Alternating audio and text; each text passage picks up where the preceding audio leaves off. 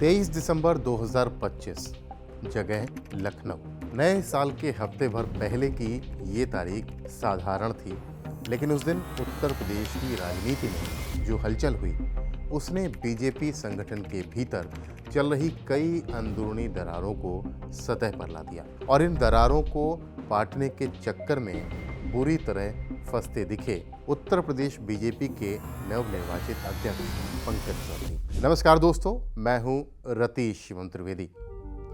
आज मैं आपको बताऊंगा उत्तर प्रदेश में बीजेपी के अंदर चल रही सियासी हलचल के बारे में और कैसे इस हलचल के आईने में अखिलेश यादव की समाजवादी पार्टी को अपना ब्राह्मण वोट बैंक दिखने लगा है और कैसे इस हलचल का असर 2027 के विधानसभा चुनाव में हो सकता है। इस पूरे वीडियो में आप मेरे साथ ये जानेंगे। ब्राह्मण विधायकों की एक अहम बैठक हुई है और इस बैठक ने सियासी गलियारों में हलचल मचा दी है। लखनऊ से बड़ी खबर है, जहां पर ब्राह्मण विधायकों की बैठक पर पंकज चौधरी सख्त नजर आ रहे हैं। पंकज चौधरी ने ब्राह्मण कुटुंब बनाने और मीटिंग में शामिल सभी ब्राह्मण विधायकों को वार्निंग भी दे दी। लखनऊ में हुई बीजेपी के ब्राह्मण विधायकों की मीटिंग की बहुत चर्चा है। समाजवादी पार्टी के ब्राह्मण प्रेम के बीच ओम प्रकाश राजभर उत्तर प्रदेश सरकार में कैबिनेट मंत्री क्यों कह रहे हैं कि अखिलेश यादव की पार्टी को ब्राह्मणों से अगर बहुत ज्यादा प्रेम है तो वो ब्राह्मण मुख्यमंत्री बना दें, इसके बारे में भी हम आपको जरूर बताएंगे। लखनऊ में उत्तर प्रदेश बीजेपी के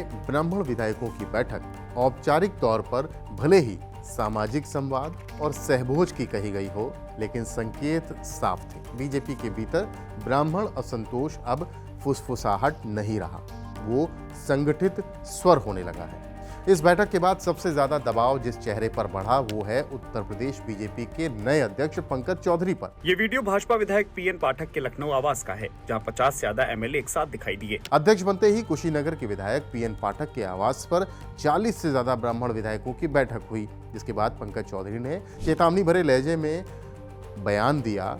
इससे बात बनने के बजाय बिगड़ते दिखी। देखिए, भारतीय जनता पार्टी सर समाज की पार्टी और इसमें किसी को भी हमारा संविधान परमिशन नहीं देता है कि भारतीय जनता पार्टी के जनप्रतिनिधि कोई भी जाति आधार पर बैठक करें। इसलिए हमने उनको चेतावनी भी दिया हूँ, बात भी किया हूँ और आगे से निर्देश दिया हूँ कि ऐसे प्रकार की कभी कोई बैठक ना हो, क्योंकि पार्टी के खिलाफ हो गए। पंकज चौधरी को लगा कि उनके बयान से ब्राह्मण विधायक शांत हो जाएंगे, लेकिन उनका ये अनुमान गलत निकला। उनके बयान के बाद पीएन पाठक ने फिर ट्वीट कर इसका जवाब दिया। भाजपा सनातन परंपरा में ब्राह्मण को समाज का मार्गदर्शक, विचारक और संतुलनकर्ता माना गया है। जहां ब्राह्मण एकत्र होता है वहां ज्ञान, विवेक और चिंतन का मंथन होता है और जो हिंदू अस्मिता को सशक्त बनाता है, मजबूत बनाता है। उसका धर्म समाज को जोड़ना है, विभाजन नहीं।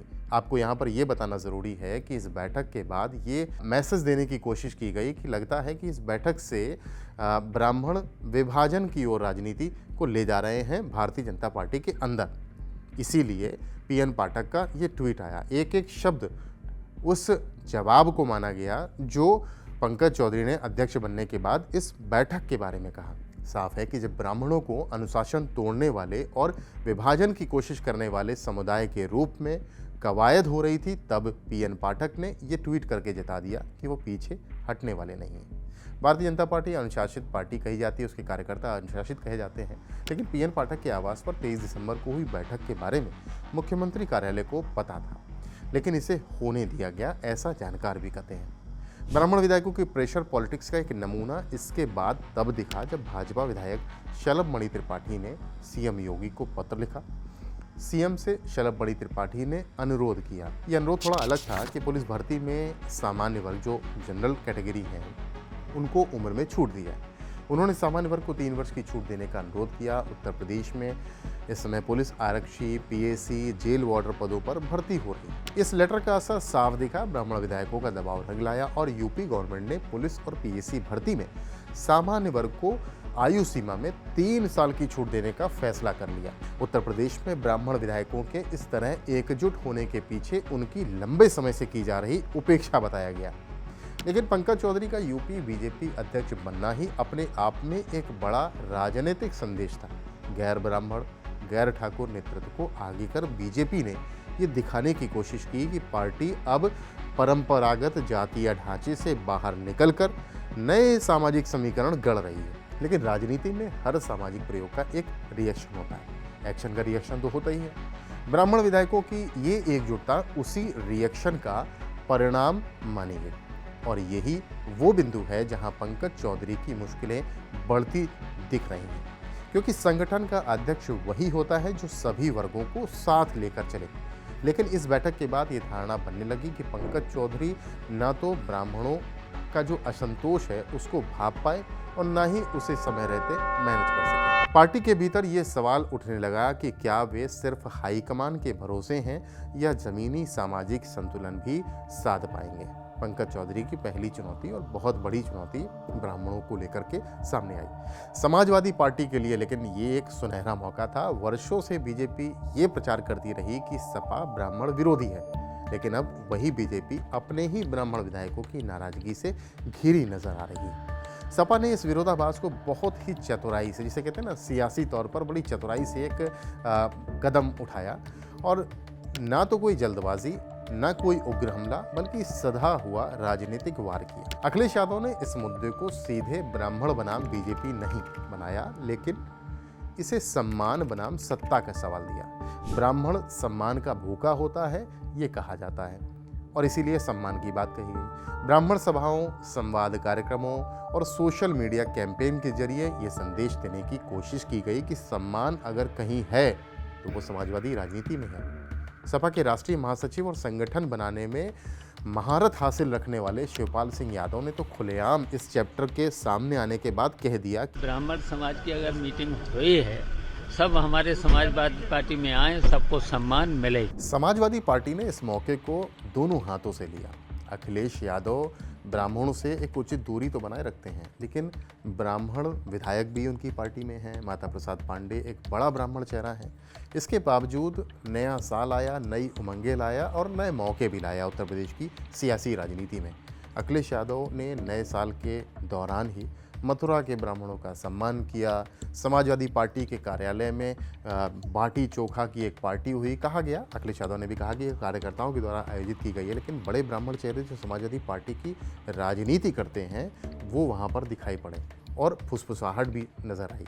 यानी बीजेपी का जो ब्राह्मण भोज है और उसके बाद बीजेपी के ब्राह्मण विधायक हैं, उनके अंदर जो एक आग बन रही है, निकल रही है, पार्टी के प्रति जो उनके मन में भावनाएं हैं कि उनको मान सम्मान नहीं मिल रहा है, उसको लेकर के कैश करने को लेकर के जिसे कहेंगे, समाजवादी पार्टी कोई मौका नहीं छोड़ना चाहती। लेकिन हाँ, उचित दूरी बना करके रखी हुई है, क्योंकि अखिलेश यादव उत्तर प्रदेश में पीडीए की राजनीति कर रहे हैं, पिछड़े की, दलित की, अल्पसंख्यक की राजनीति कर रहे हैं। लेकिन अगर मौका मिल रहा है तो उसको कैश करने में क्या अखिलेश यादव का या समाजवादी पार्टी का चला जाता है। तो ये भी जानना ज़रूरी है कि अखिलेश यादव ने चाचा शिवपाल यादव को आगे किया और उनके ज़रिए रूठे हुए, मान सम्मान ना मिलने वाले भारतीय जनता पार्टी के ब्राह्मण विधायकों को एक लॉलीपॉप भी ज़रूर दे दिया है। इसके बाद उत्तर प्रदेश में ब्राह्मणों की पॉलिटिक्स कुछ ज़्यादा ही चर्चा में आ गई। ब्राह्मण भोज तो हुआ, उसके बाद खींचतान भी शुरू हुई। यही पंकज चौधरी की दूसरी मुश्किल शुरू होती है। एक तरफ संगठन के भीतर असंतोष, दूसरी तरफ विपक्ष का सदा हुआ हमला। उनके हर बयान और हर बैठक को अब जातीय चश्मे से देखा जाने लगा है। बीजेपी के लिए खतरा ये नहीं है कि एक बैठक हुई, खतरा ये है कि ये बैठक एक मिसाल बन गई।